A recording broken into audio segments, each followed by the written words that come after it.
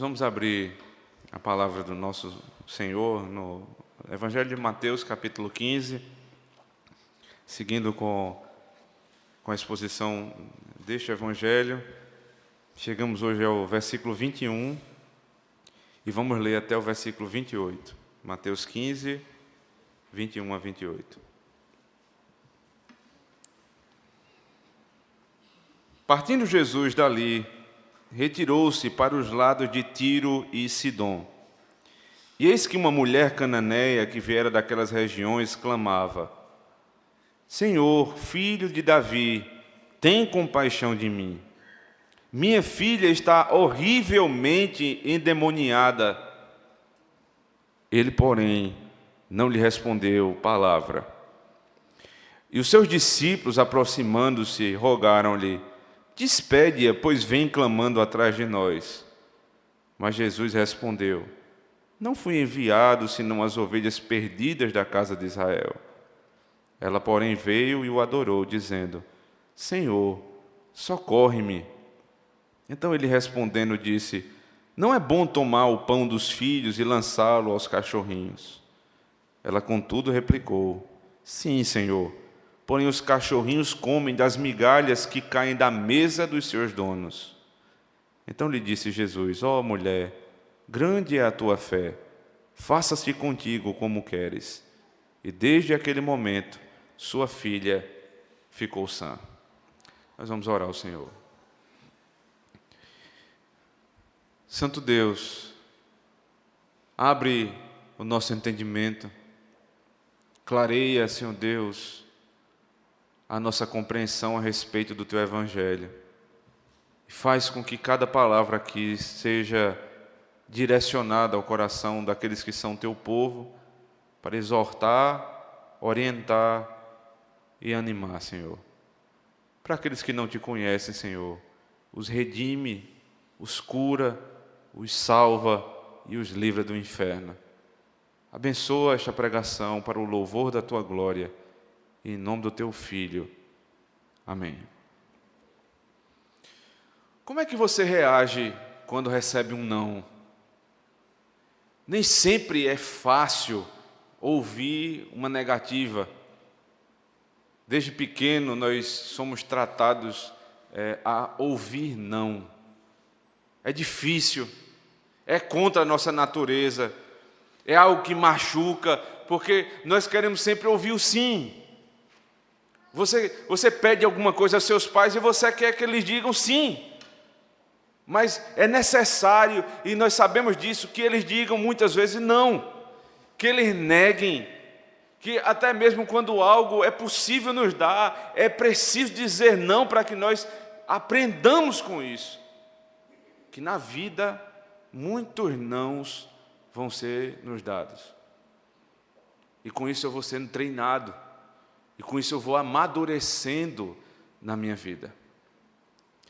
Alguém diz assim: se você não levar não na sua casa, você vai aprender a levar não lá fora, no mundo. Os pais dizem aos seus filhos: eu estou dando não para que você aprenda, porque lá fora você vai receber muitos nãos, muitas negativas. E por que seria diferente na nossa vida espiritual? Porque nós não receberíamos também muitos não do Senhor. Muitos servos de Deus passaram por isso. Muitos oraram ao Senhor, como Paulo. Orou 3 vezes ao Senhor. E a resposta que recebeu foi não. A minha graça te basta. Jó clamava ao Senhor. Jó não entendia porque estava naquela situação. E dizia: Senhor, eu não entendo. E ele foi sendo tratado por meio do não. 38 capítulos sendo tratado com o não. Para no 38º dizer assim: eu te conhecia de ouvir falar, mas agora os meus olhos te veem.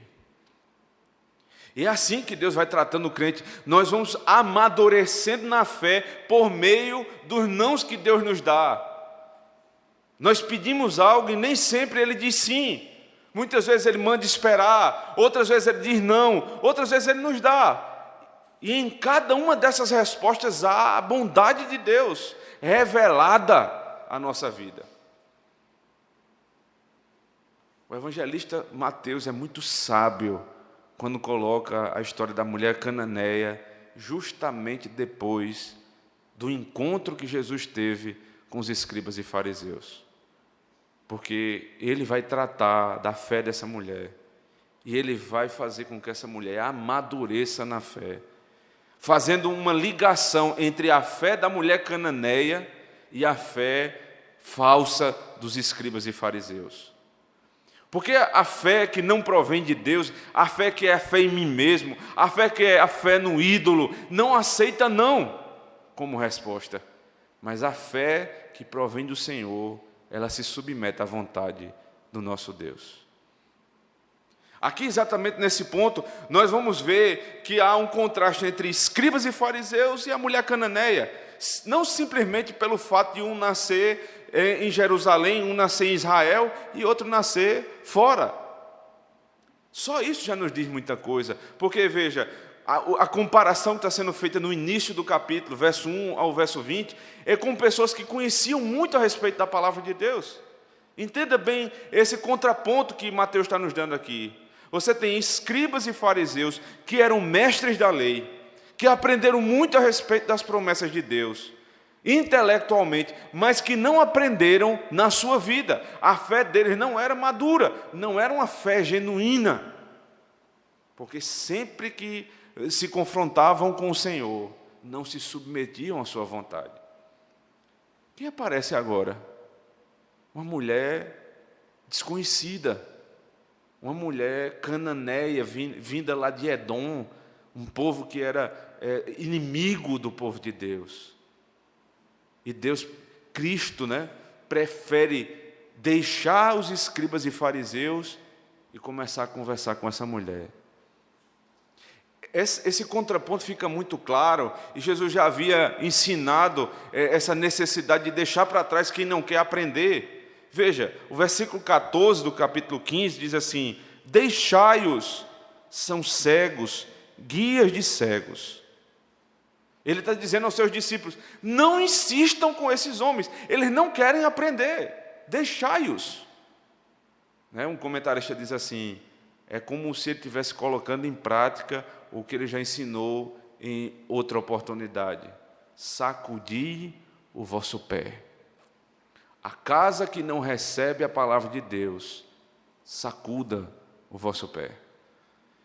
Então, na transição da conversa com os escribas e fariseus para a conversa com a mulher cananeia, veja, verso 21, partindo Jesus dali, retirou-se. Fica muito claro, ele primeiro diz aos seus discípulos: deixem, não percam tempo.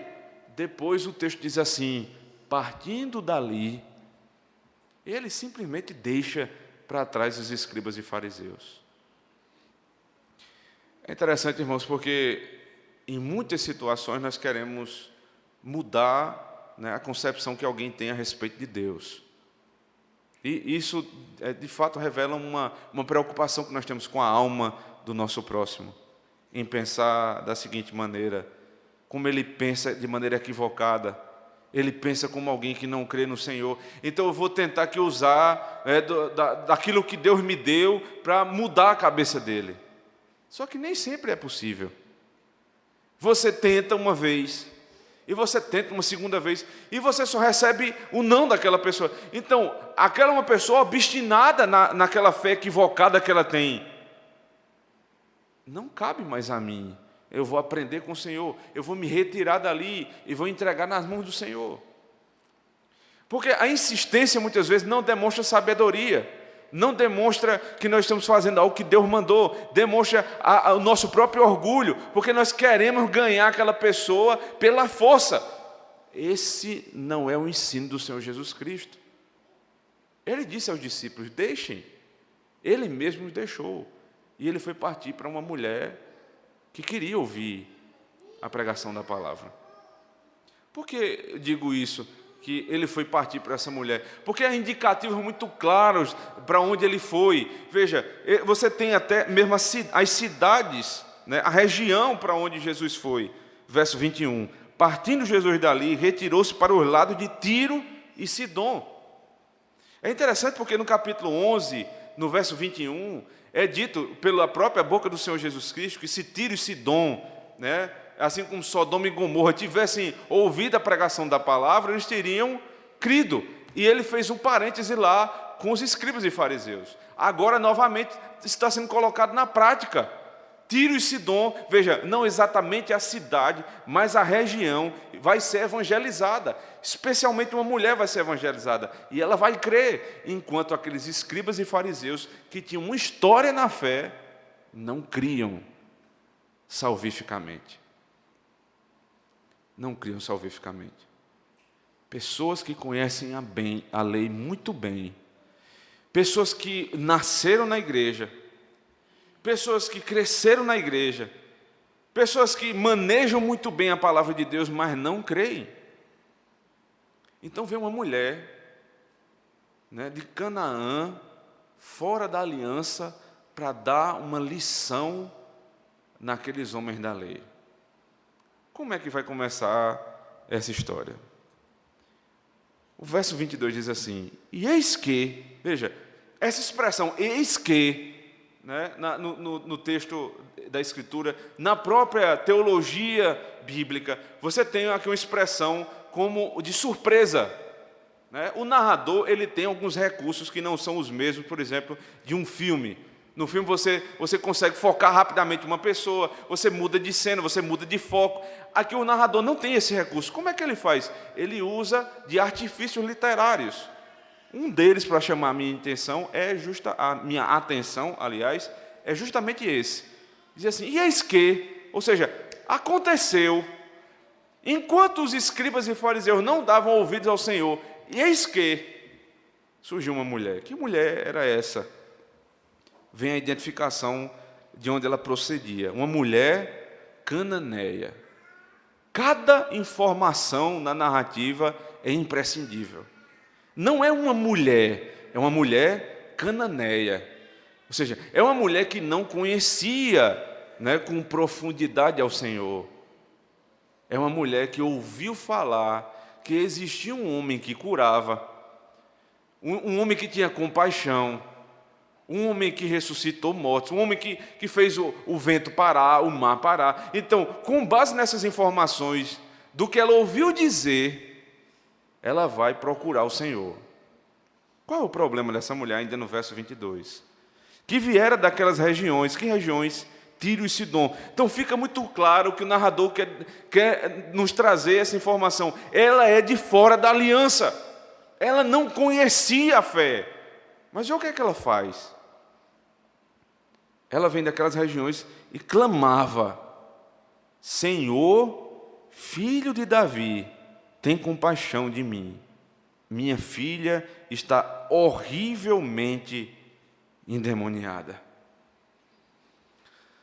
Essa é a frase de uma mulher desesperada. Essa é a frase de uma mãe aflita. Mas não é uma frase simplesmente, é uma oração longa. Ela vai explicar, e veja, com um pouco de teologia que ela tinha, ela já disse muito. Porque ela faz a ligação entre Cristo e as promessas do Antigo Testamento.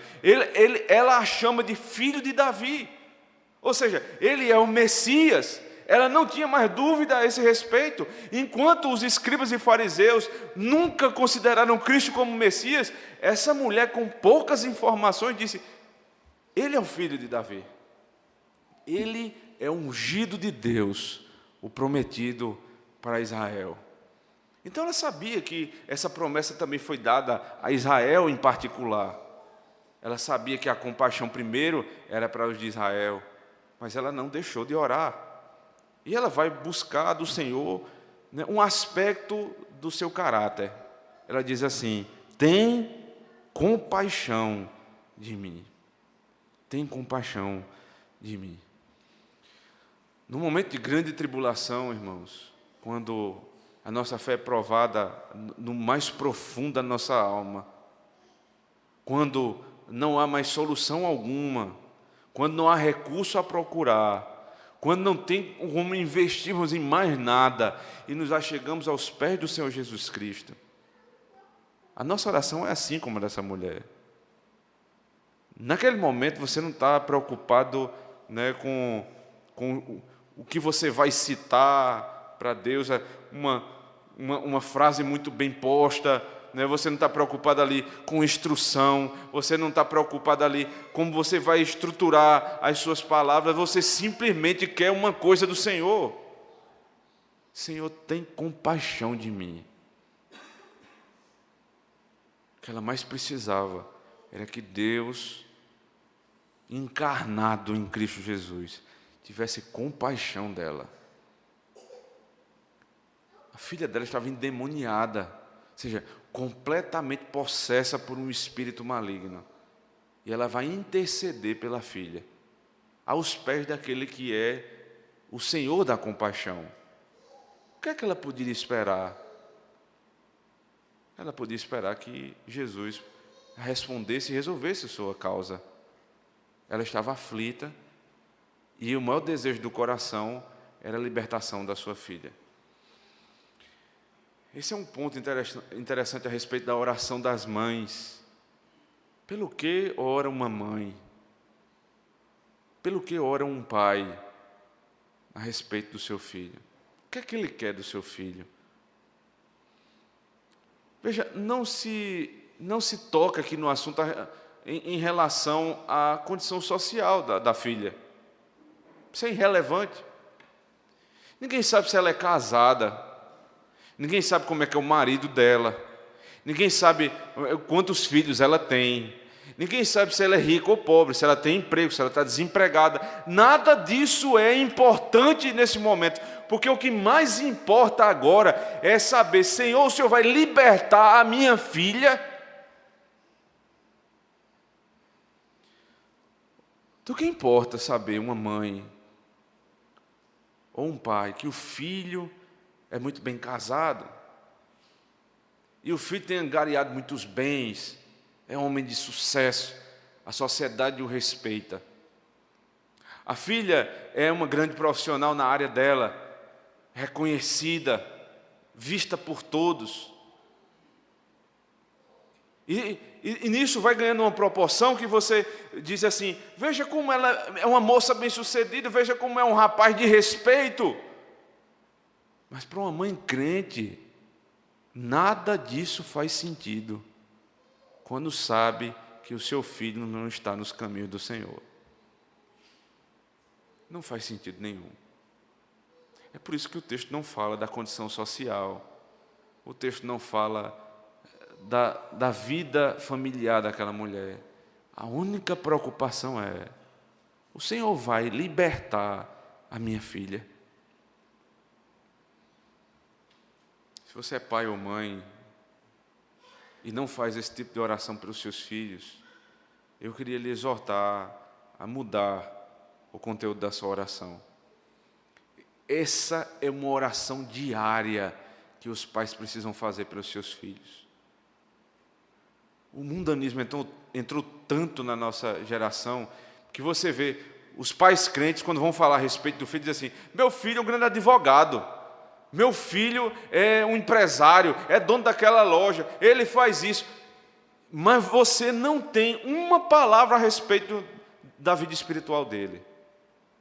A primeira palavra que você devia dar é a seguinte, a respeito do seu filho, é um servo de Deus. Ah, meu filho está muito bem, está na igreja tal.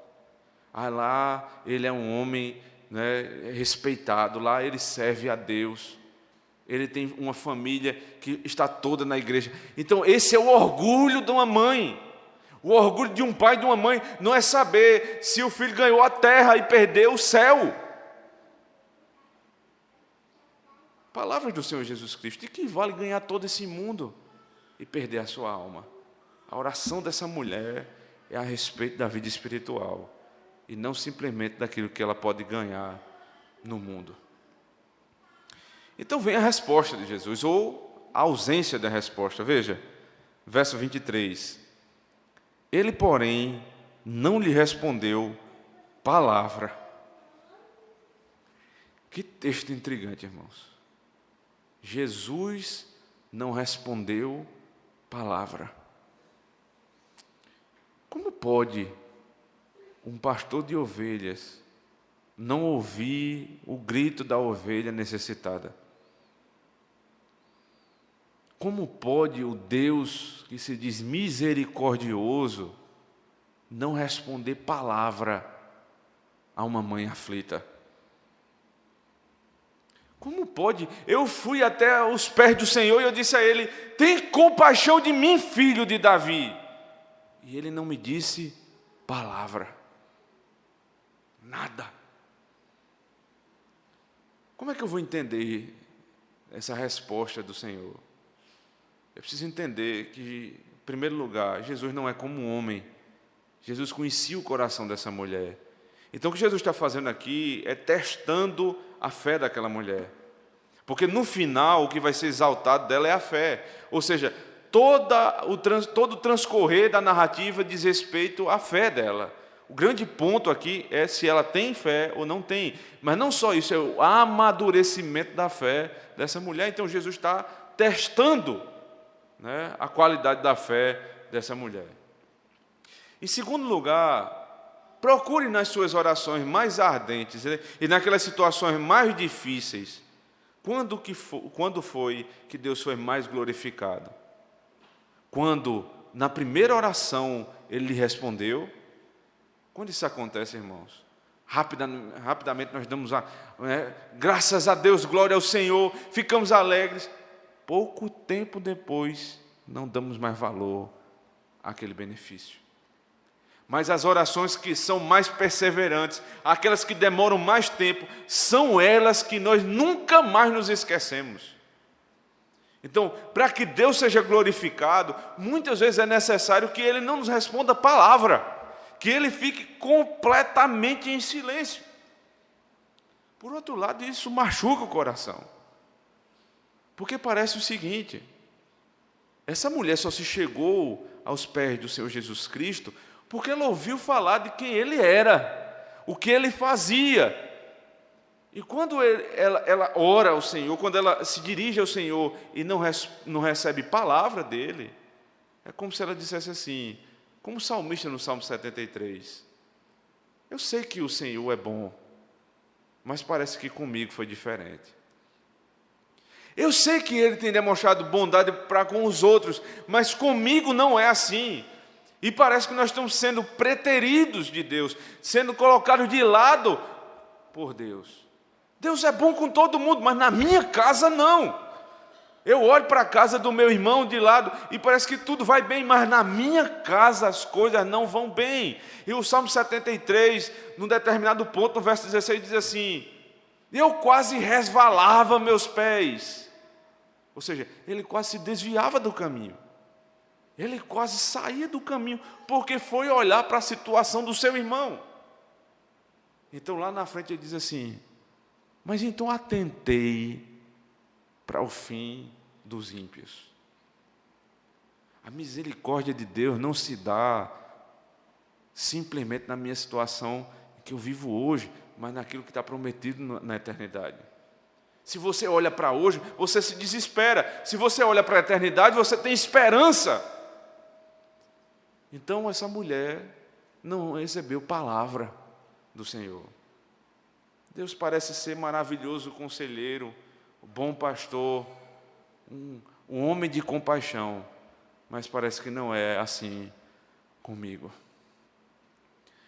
Samuel Rutherford, um famoso pregador escocês, falando a respeito do silêncio de Deus, ele diz assim: o silêncio de Deus é como um inferno na terra.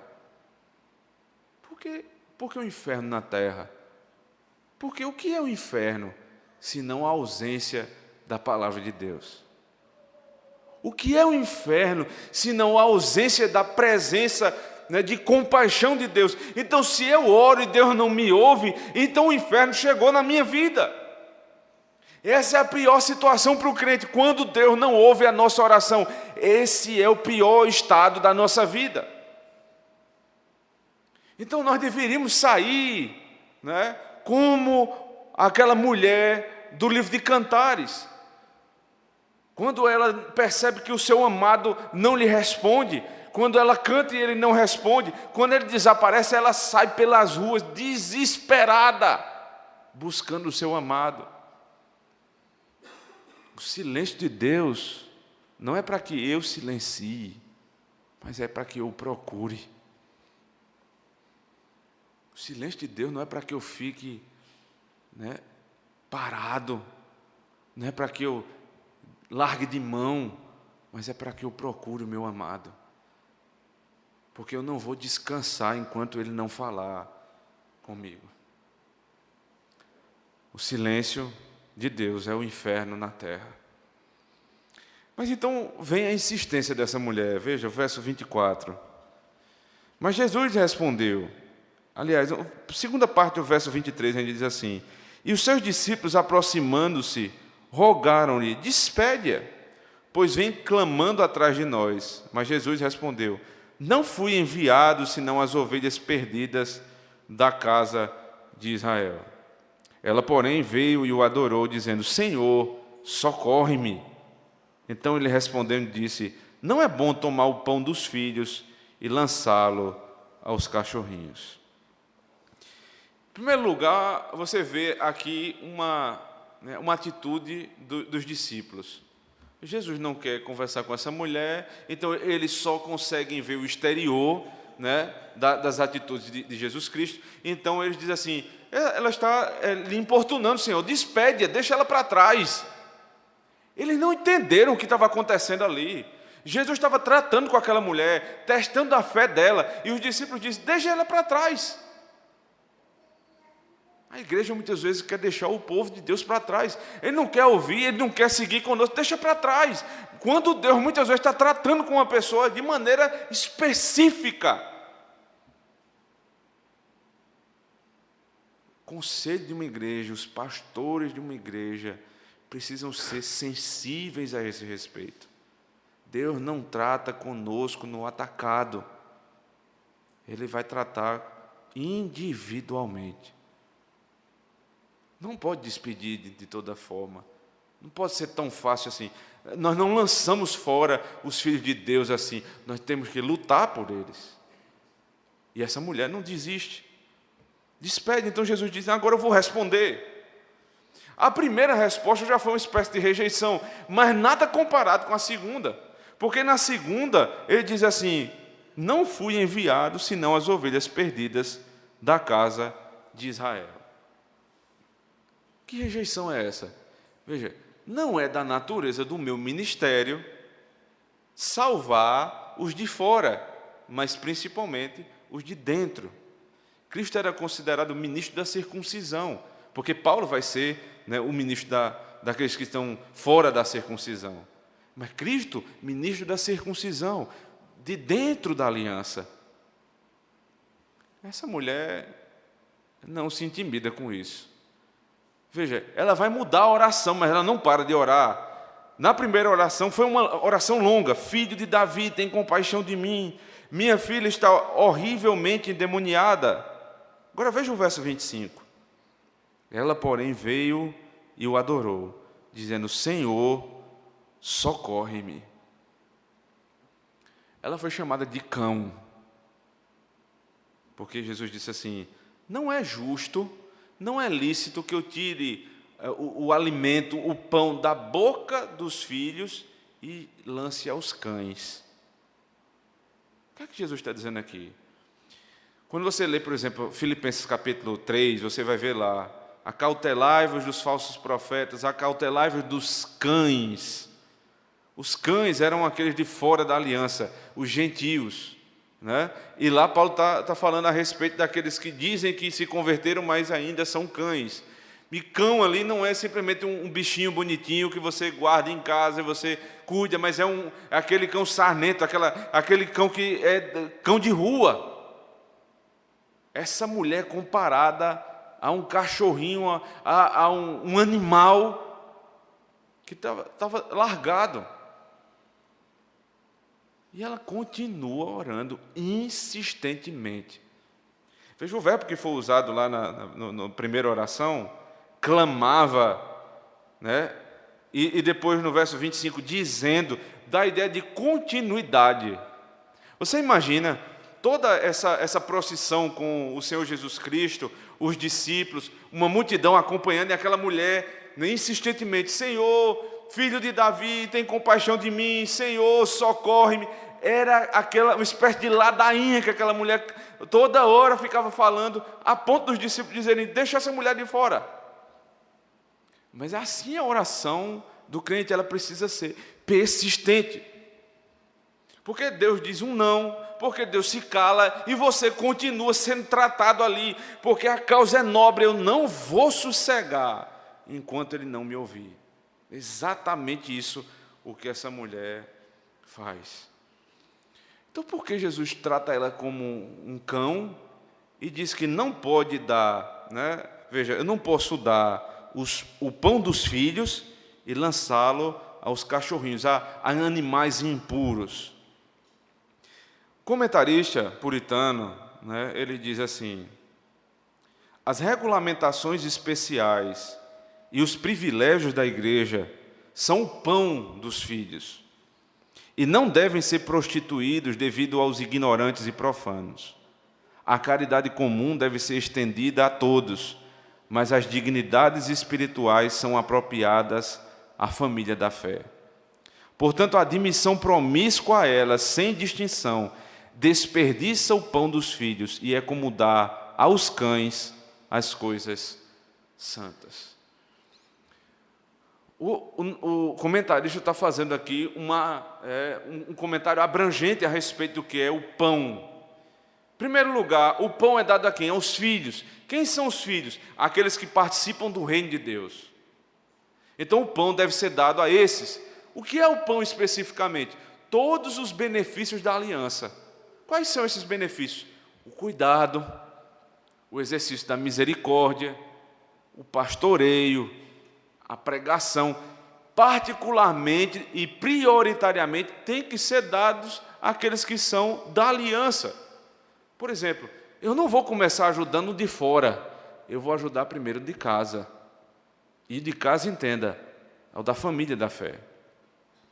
Eu não vou organizar uma ação social na igreja à parte da diaconia, porque na igreja do Senhor existem oficiais já preparados para isso. Eu vou me dispor para ajudá-los.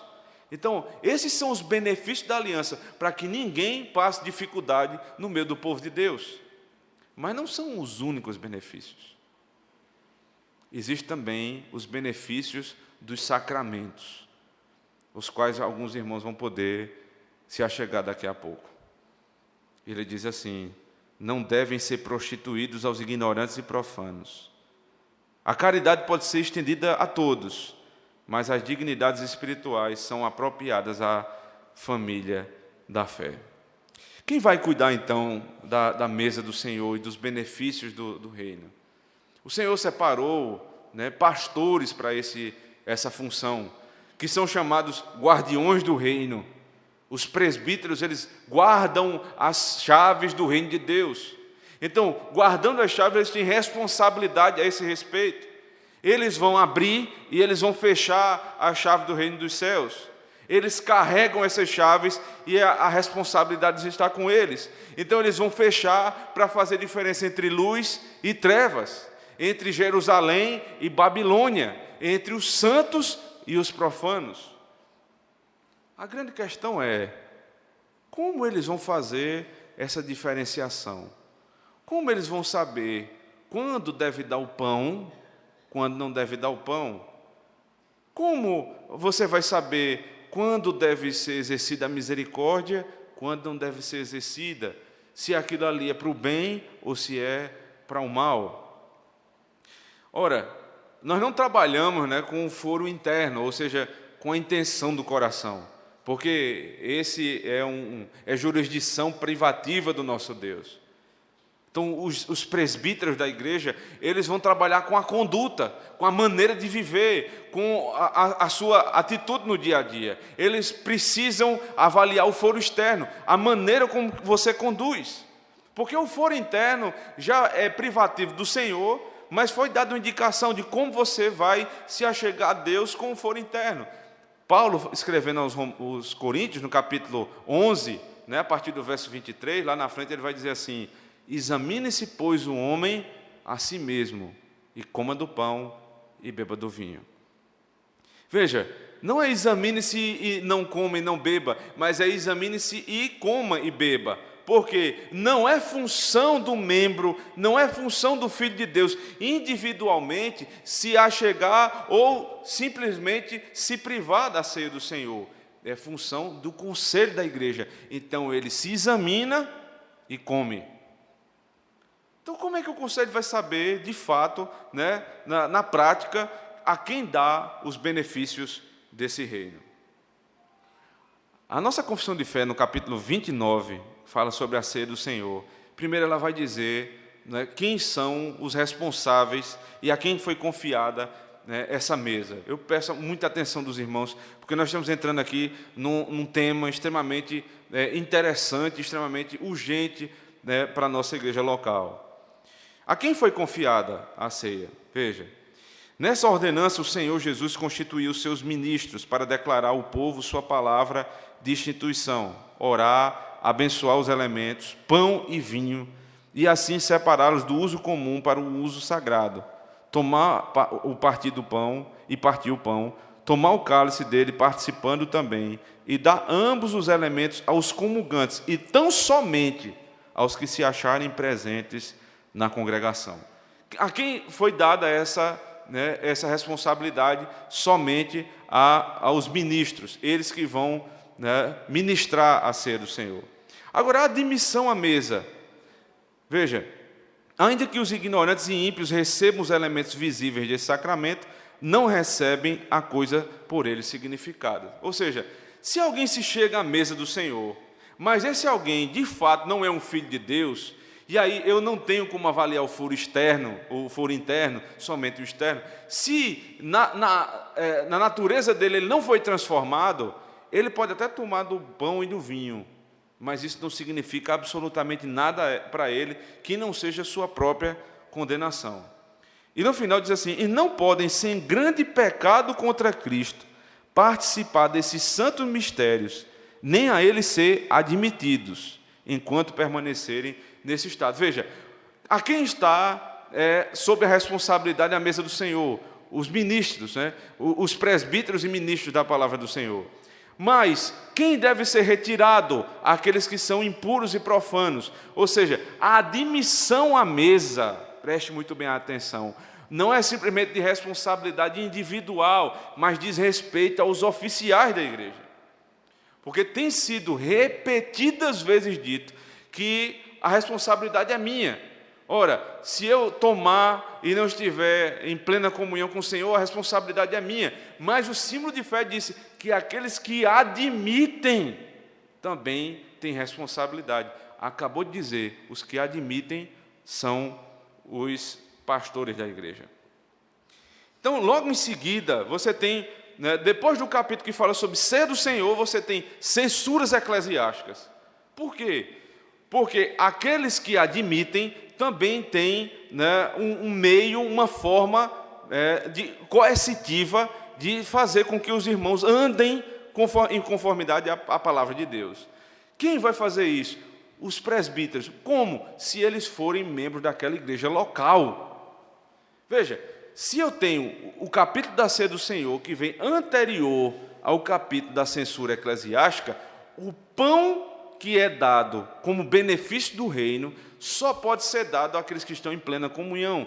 Mas como eles vão deixar de participar? Se eles fazem parte da igreja local. Logo, aqueles que não fazem parte da igreja local não têm como conselho saber se são ou não irmãos em plena comunhão. Você já deve estar entendendo onde nós vamos chegar, E o conselho ele foi separado para cuidar de um rebanho específico, daquela igreja local, né, daquele pequeno rebanho confiado a eles. Então, sobre eles repousa a responsabilidade de abrir ou fechar o reino dos céus. Então, o manual de liturgia da nossa igreja diz assim: o conselho deve cuidar de que os membros professos da igreja não se ausentem da mesa do Senhor e velar para que não participem dela os que se encontram sob disciplina. Veja, como é que o conselho vai saber se você se encontra sob disciplina ou não, se pode ou não dar o pão que é benefício do reino, se você não faz parte daquela igreja? Ou você está sob aquela jurisdição, ou vem uma carta de recomendação de dentro da denominação para dizer: o irmão está em plena comunhão com a nossa igreja, portanto ele pode ser admitido à ceia. Um comentário da pergunta 173, veja, nós estamos nos baseando sempre em documentos confessionais da nossa igreja. Da pergunta 173 do Catecismo Maior de Westminster, comentado por Gerhardus Wurst, diz assim: a pergunta, preste atenção: a prática da comunhão fechada ou ceia supervisionada, que é a ceia onde simplesmente os membros da igreja ou aqueles irmãos que o conselho admitiu tomam parte na mesa do Senhor, tira dos crentes o direito de participarem da ceia do Senhor? Veja qual é a resposta, preste atenção: não pode haver verdadeiro privilégio, nem direito, sem que haja a obrigação ou responsabilidade correspondente. O direito de participar dos sacramentos numa denominação da igreja visível implica na obrigação correspondente de submissão à supervisão espiritual e à disciplina dos tribunais eclesiásticos dessa denominação. Ele é muito claro, inclusive, com a denominação. Veja, só se dá direito a alguém quando você tem dever, porque o direito demanda dever. Então, quando você tem direito, é porque você tem um dever naquela igreja. Mas quando eu penso na denominação, eu posso pensar, por exemplo, que um irmão de outra igreja local presbiteriana venha nos visitar, e ele vem com a recomendação da sua igreja. E lá eles têm as mesmas responsabilidades e, consequentemente, os mesmos direitos da nossa igreja local. Por que não poderia ser uma carta de recomendação de uma igreja fora da nossa denominação? Porque, veja só, como nós vamos admitir a ceia um batista, né, que são nossos irmãos, que fique muito claro isso, irmãos queridos nossos. Os batistas não creem na doutrina da aliança, ou seja, não batizam seus filhos. Logo, o fato de não batizarem seus filhos implica, né, na nossa visão, e nós cremos que é a visão bíblica, no motivo para a própria disciplina. Ou seja, se eles estivessem na nossa igreja, eles seriam orientados, e se permanecessem sem batizar seus filhos, estavam fora da ceia do Senhor. Como é que vão ser admitidos? Por isso que o cuidado é dentro da denominação. A ceia do Senhor, os benefícios do reino são dados à igreja local e, no máximo, com carta de recomendação àqueles que vêm da nossa própria denominação. Se você acha isso muito duro, o pastor Kenneth Wuest, né, pastor da Igreja Reformada Holandesa, né, que tem algumas divergências, mas nesse ponto se assemelha muito a esse entendimento, ele traz uma ilustração fantástica a respeito da mesa do Senhor. Você já pensou um dia, na hora do almoço, você está sentado à mesa lá, com sua família, você, sua esposa e seus filhos, e alguém bate lá na porta e diz assim: você não sabia não, mas eu sou seu irmão. Você nunca viu, você não conhece, você não sabe de onde saiu, mas aquela pessoa diz assim: eu sou seu irmão. Aí você: então você é meu irmão? Então, simplesmente pelo testemunho daquela pessoa, dizendo que é seu irmão, você abre a porta e faz sentar à sua mesa. Ninguém faz isso. Ninguém faz isso. Sabe por quê? Porque às vezes a gente tem mais cuidado com a mesa da nossa casa do que com a mesa do Senhor. Tem mais cuidado com a nossa casa do que com a mesa do Senhor. Esse é um privilégio dado aos filhos. É um privilégio somente dos filhos. Aquela mulher não se revoltou quando ela foi privada desse privilégio. Veja o que é que ela diz. Voltando, verso de número 27. Ela, contudo, replicou: sim, Senhor. Porém, os cachorrinhos comem das migalhas que caem da mesa dos seus donos. Veja, ela não teve problema nenhum de ser identificada como cachorrinho. Ela disse: é verdade, Senhor, eu sou uma gentia, eu não mereço, eu sou pobre, eu não posso sentar à mesa do Senhor. Até aquele momento ela não tinha ainda demonstrado fé genuína, então ela estava apartada dos benefícios do reino de Deus. Aí ela diz assim: de fato eu não tenho condição, eu não mereço. Ela podia ter pensado de outra forma, né?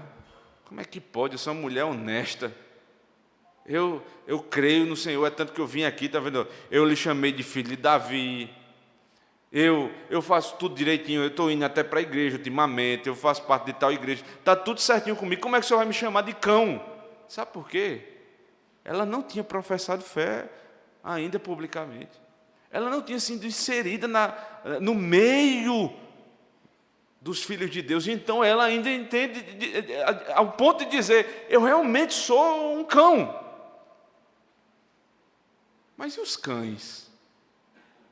Eu sendo um cão, Senhor, quando a mesa é muito rica, quando há abundância na mesa, eu sei que os farelos começam a cair. Eu não quero ser um daqueles que sentam à mesa, eu não tenho condição. Me deixa ficar só aos pés da mesa do Senhor. O filho pródigo, quando voltou para casa, disse assim: eu não quero mais ser tratado como um filho. Deixa pelo menos eu ser teu servo, porque eu sei que na tua mesa há abundância. Eu queria comer só da migalha. Que lição que essa mulher dá.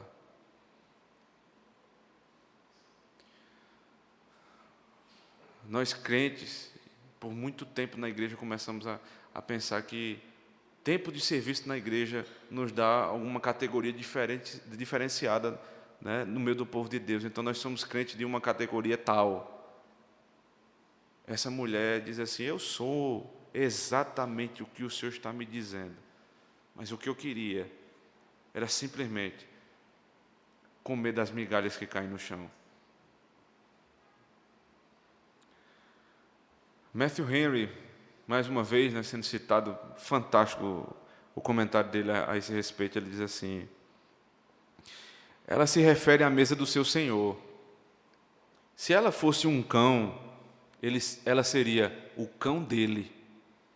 E que privilégio é ter um relacionamento com Cristo, ainda que seja o menor relacionamento possível. Embora indigna de ser chamada de filha, considere-me como um dos seus trabalhadores contratados. É melhor estar com os cães do que ser expulsa da casa, pois na casa do meu pai há não somente pão suficiente, mas excedente. É bom estarmos na casa de Deus, ainda que estejamos na porta. Ainda que você esteja na porta, é melhor estar na casa de Deus do que em qualquer outro lugar. Se é para ser um cão, eu quero ser o cão do Senhor. Se é para ser servo, eu quero ser servo do Senhor. Se é para comer das migalhas, eu quero comer das migalhas que caem da tua mesa. Sabe por quê? Porque se você não comer das migalhas que caem da mesa do Senhor, você pode se humilhar nas migalhas do mundo, da mesa do mundo. E é exatamente essa figura que Paulo propõe lá, 1 Coríntios 10 e 1 Coríntios 11. Você tem 1 Coríntios 10, a mesa dos demônios. Tem lá a citação da mesa dos demônios. 1 Coríntios capítulo 11, a mesa do Senhor. Então, ou você vai comer das migalhas que caem da mesa dos demônios, ou das migalhas que caem da mesa do Senhor. Porque a migalha que cai da mesa do Senhor é rica. Ele pode lhe dar um não uma vez. Ele pode dizer que você não merece. Mas Ele, com tudo isso, está tratando a sua fé. para que você possa receber os privilégios do seu reino. Essa mulher, mais uma vez, nos dá a última de todas as lições. Ela adora o Senhor.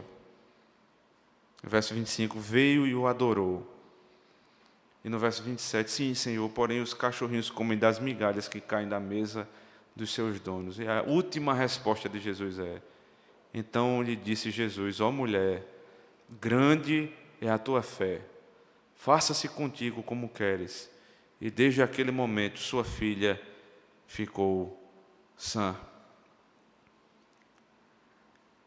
Veja, a palavra aqui, grande é a tua fé, talvez não fosse a melhor tradução, mas seria assim, madura é a tua fé. Porque todo o transcorrer da conversa diz respeito ao amadurecimento, do teste da fé daquela mulher. Então, essa mulher tem uma fé agora madura, pronta. E quando a fé é pronta, o que é que ela nos leva? Nos leva a ver os céus se abrindo. E Deus agora, por meio de Cristo, diz assim, o reino de Deus está aberto para você. Você manifestou fé, então tudo agora é teu. Tua filha está curada. E a palavra lá não é simplesmente curada, mas é completamente sarada. A alma daquela mulher foi completamente sarada. Ela foi revestida pelo Senhor, porque a sua mãe se submeteu à voz do nosso Deus. O que nós vamos aprender a respeito de toda essa conversa de Cristo com a mulher cananeia? Em primeiro lugar, aprender a ouvir não da boca do Senhor. E aí, em vários papéis que nós assumimos na vida. Em primeiro lugar, eu queria falar para as mulheres, as esposas, né? Aprendam a ouvir o não dos seus maridos. Porque é uma bênção de Deus ter um marido que diz não.